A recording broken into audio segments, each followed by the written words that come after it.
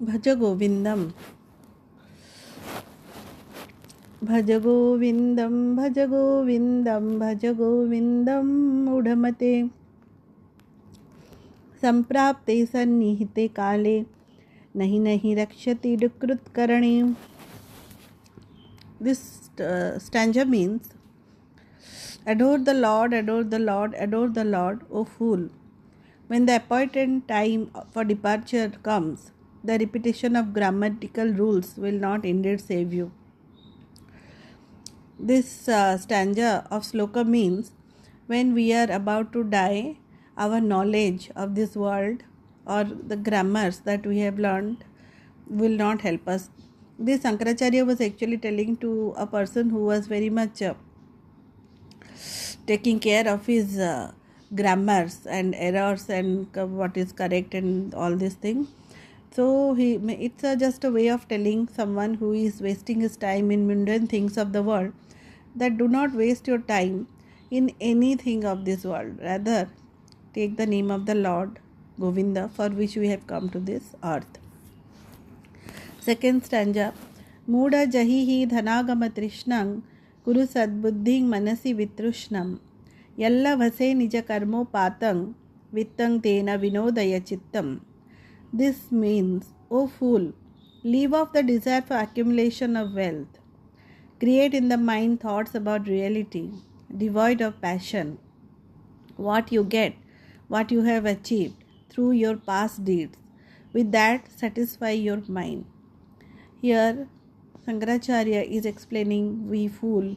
Fool means the people who are just after material desires, material pursuits, to achieve more and more of wealth, to achieve more and more of comfort, to make ourselves happy by the false relations, the temporary relations, temporary things of this world. And he is telling that keep your mind full of thoughts of reality, devoid of passion. Passion means that I will do this and then I will achieve this, then I will get more and more of this. This is called passionate thoughts. I will achieve this level of designation and I will get this much of money and then I will rise to this position and have this much house and this much family members and so much food and all this nonsense. So these are just nothing but we are desiring to accumulate the useless things of this world which are going to perish in due course of time. Then the third stanza goes like this. Nari tनभरन नाभिदेशं दृष्ट्वा मागा मोहावेशं एतन् मांसवसादि विकारं मनसि विचिन्तय बारंबारं. Here the yogi or Sankaracharya is telling that seeing the seductive female form, do not fall prey to frenzied delusion. That female form is but a modification of flesh and fat. Think well thus in your mind and again.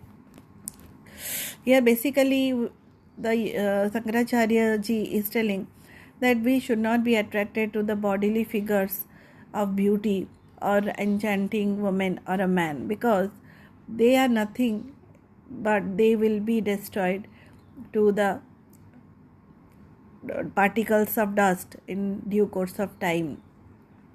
So he is explaining in very simple terms that the beauty that you are visualizing from outside is nothing but it's a combination of blood and flesh and fat. So when the body decays in death time, it is all destroyed. Secondly, the body, as we grow older and older, it also leaves its charm in due course of time. The wrinkles come, the beauty perishes, the power of observing, like in seeing in the eyes, hearing in the ear, smelling power, tasting buds power, everything diminishes gradually. So this is just nothing but a modification of flesh and fat. The fourth stanza goes like this. Nalini dalaj gata jalamati taralang tadvajivita matisaya chapalam viddhi vyadya vimanagrastang lokang sokahatang cha samastam. It means the water on the lotus leaf is very unsteady so also is life extremely unstable. Note that the entire world is devoured by disease and conceit and smitten with sorrow. Here it's a very important thing, sloka, which explains us that we all are having a life that is subject to death at any moment. Death is so unpredictable that now, this moment, this second, I am talking to you over a YouTube, a sloka. The next moment you may come to know that I am no longer existing in this world. Even now, the time of war, that India-Pakistan war, you can see how people are dying on both the sides. Not only that, nowadays the time has come to such difficult times that people are dying every now and then. Some are dying of suicide, some are dying of murder, some are dying of falling from the well or anything like so. So many types of death are coming. It has always been there, but now the time is so dangerous that everybody is dying now and then. So he is there explaining that, so we cannot really believe that we are going to live 80 years, 90 years. We don't have any confirmation on that. So we have to be very careful, thinking that life is very unpredictable, very unsteady, and it's the entire life, entire world, everybody is having to suffer, is going to suffer from death, disease, conceit, and full of sorrow. So realizing all these things, we should only concentrate on the lotus feet of Lord Hari or Govinda. This is what is spoken by Sankaracharya. Now I am going to sing the 5th stanza of Bhaja Govindam. It goes like this. Yavadvito parjana saktah stavanjita parivaro raktah pancha jivati jarjara dehe varta koyapi na pruchhati gehe. This means, as long as you have the ability to earn money, so long will your dependence be attached to you. After that, when you live with an infirm body, no one world events ever speak to you a word. This means everybody is bonded with you or having an attachment with you because of their sole objective, that their selfish motive in some way is being fulfilled from you. So nobody actually loves anybody, or nobody actually is attached or caring for anybody. Everybody is thinking of their selfish motive. How that person to whom I am saying that I like you so much, I cannot live without you, is benefiting me. We are actually liking that benefits that we are getting from someone. So as a family member, whoever it may be, a father, a mother, a husband, or anyone, a brother or a son, who is giving us something or the other, who is satisfying our selfish motives in some way or the other, we are dependent on them, then we have the desire that they live with us. So as long as they are able to earn some money or satisfy or gratify our selfish desires, we think that they are important to us. The moment they don't have that ability to earn money or do some household chores, that time we no longer speak to them. We means the world. Generally the world is so selfish. As long as their selfish motive is being fulfilled, they listen to you, they take care of you, they love you, they show artificial or superficial love to you, but basically no one loves anybody in this material world.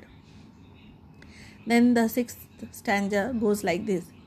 Yavat pavano nivasati dehe tavat pruchhati kusalangehe gatavati vayo deha paye baharya bibhyati tasmin kaye. It means, as long as there is breath in the body, so long people in the household ask about one's welfare. Once the breath leaves, on the destruction of the body, dependents dread that very same body. That means it's a very common thing. We love the body as long as the soul is there in the body.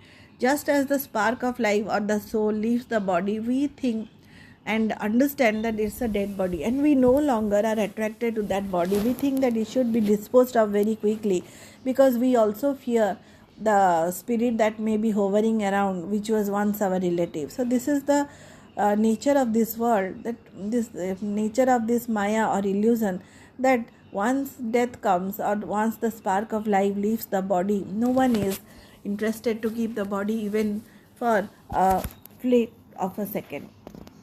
Then the seventh stanza goes like this: बालस्तावत् क्रीडासक्तः, तरुणस्तावत् तरुणीसक्तः, वृद्धस्तावत् चिन्तासक्तः, परमि ब्रह्मणि कोऽपि न सक्तः.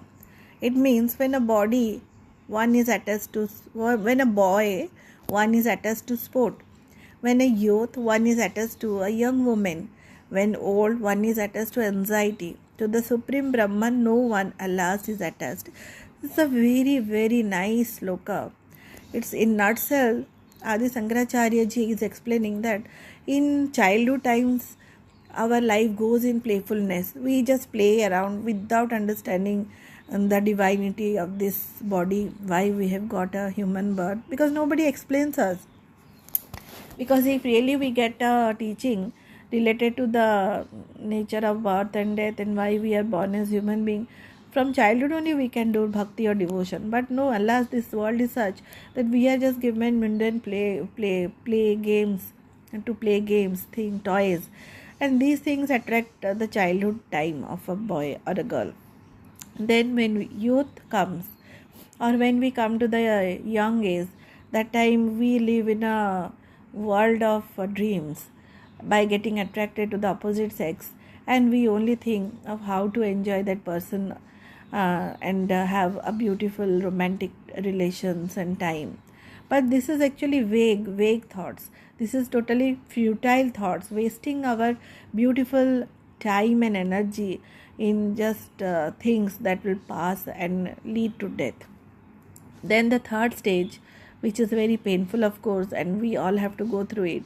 When old one is attached to anxiety. Anxiety means because of upcoming death, because of old age and the inability to do things by themselves as they have been doing in the past, and the body being a place of disease and decay. And then they're thinking after death where they will be going, and also they are feeling bad that they have wasted this beautiful life in mundane things of the world, and now they are full of anxiety. They cannot in this stage think of the Lord because they have wasted their entire life thinking of the materialistic things.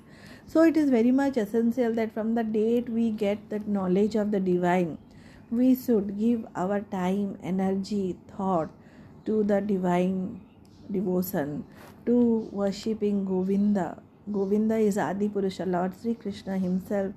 Here Sankaracharya is calling him with this beautiful name. Then comes the 8th stanza. Kate kanta kaste putraha, sansaro yamavita vichitraha, kasya tvankah kuta ayata, stattvang chintaya tadiha bhrata. Here he is explaining who is your wife, who is your son, exceedingly wonderful indeed in this empirical process of whom you are. Who are you? Whence have you come? Oh brother, think of that truth here. See, we all are thinking that this person is my father, this is my brother, this is my son, this is my mother. But basically we have been going through so many innumerable lives in the past, and we have so many mothers, fathers, brothers, sisters in the past, and we cannot find any one of them right now. Neither we have any attachment to them. So now in this lifespan we are just thinking that this person is my life, this parent, this mother, this wife, everything. As per priority we are getting attached and bonded to that relation. But truly, if you see that you don't have a wife, you don't have a son, you don't have a mother, you don't have anyone, because you are that eternal soul which is there from infinite times and will always be existing. This relationship will be coming and going, and you will not even remember after you leave this body. So these are just futile things that we are thinking that this is my relative, how will I live after this person or that person. These are nothing but illusion or maya. So We should devoid ourselves of such materialistic and illusionary thoughts and concentrate on the beautiful lotus feet of Lord Krishna. Then the 10th stanza goes like this. Vayasi gate kah kama vikara, suske nire kah kasara, shine vitte kah parivara, gyate tattva ka sansara. It says, when youth is spent, what lustful play is there? When the water has evaporated, what lake is there? When the money is gone, what dependents are there? When the truth is known, what empirical process is there? That means when we are not having the young age, do you think our lustful desires can satisfy us? We ourselves will become bored by it. It is of no use. Similarly, when water is not there in the lake, water is evaporated, that lake is totally futile, useless. It will not serve anybody's purpose. Similarly, when you don't have anything to give to your relatives, you don't have any money, you are just worthless and useless in their eyes, the dependents will also leave you. They will be nowhere to see who are lingering after you, like as if they are your life and soul. They will be nowhere to be seen when you don't have anything to give them, offer them. Similarly, when the truth is known that we are the Brahman, we have come here for worshipping Lord Govinda, we are not this body, neither this house or relatives our own. Then when this truth is known, where is the illusion? Means where is the Maya? That means when we realize Brahman, we are out of this illusory process of birth and death, and we achieve our permanent residence, that is the lotus feet of the Lord. Then the 11th stanza. Ma kuru dhanajana yovana garva, harati nime sat kala sarvam, maya maya midamakilang hitva, brahma padang tvang pravisha viditva. It's a very, very important sloka, my dear viewers. Listen to this very carefully. It says, Ma kuru dhana jana yovana garva.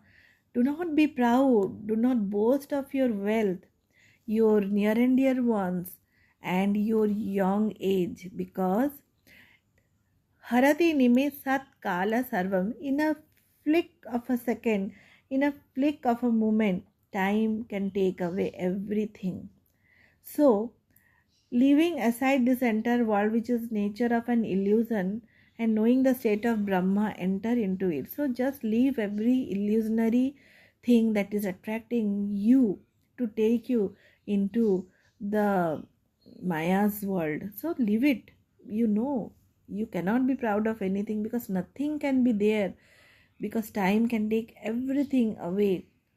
You can see from the Ukraine and the worldly wars in India-Pakistan war, how in a matter of seconds, the missiles, the drones, the aircrafts, they are destroying everything. The house, the people, their beautiful homes that they have been keeping so many things from years. Nothing is remaining, Their relatives, they all are dead in front of them. If those who are living, they become paralyzed. So this is the real nature of life. It is so impermanent, so much futile to waste time in this.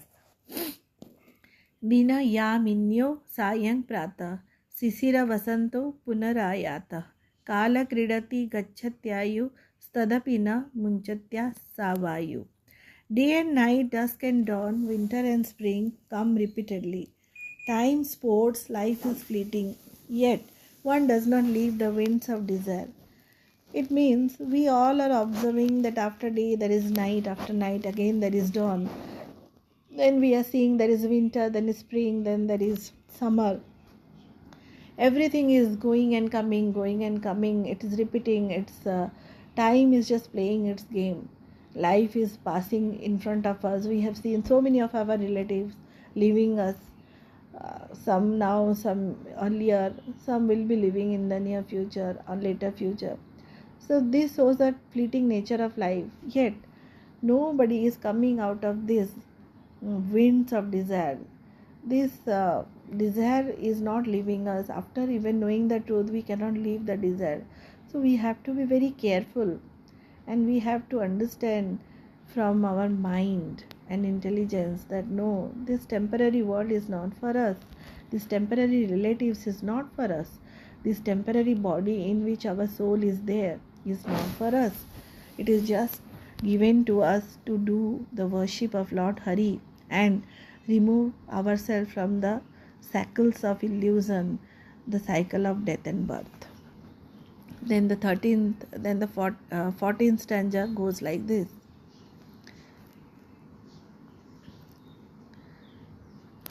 It says, Kate Kanta Dhana, the 13th sloka is Kate Kanta Dhanagata Chinta Vatulaking Tavanasti Niyanta Tri Jagataki Sajjana Sangatika Reka Bhavati Bhavarna Vatarani Noka. It says, why worry about wife, wealth, etc.? Oh, crazy one, is there not for you the one who ordains?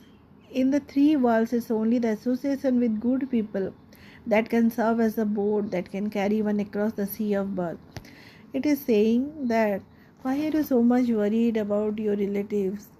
Why are you thinking that after you are gone, nobody is there to take care of them? This is just illusion. Leave it.